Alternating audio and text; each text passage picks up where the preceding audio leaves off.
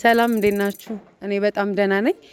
ታሪኬ ኢንስፓየር አድርጓቸው የማላቃቸው ሰዎች ከአሜሪካን ብር ልከውልኝ ነበር።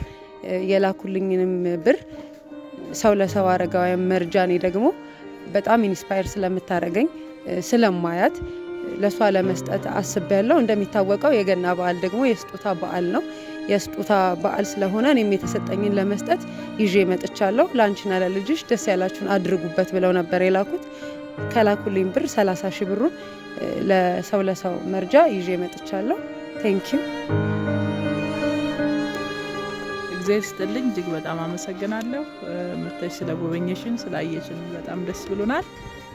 ገና ትልቅ በዓላችን ነው። በዚህ በዓል ምክንያት ይህንን ስጦታ እዚህ ጋር ለሚታዩ ህጻናት ወተት መግዣ ይሆን ዘንድ በማለት ከራስ ቆርሶ ለሌላው መስጠት ታላቅነት ነውና በልጆቹም በአረጋውያኑም ስም እጅግ በጣም አድርጌ አመሰግናለሁ። እግዚአብሔር ይስጥልን። አሜን። እኔም በጣም አመሰግናለሁ።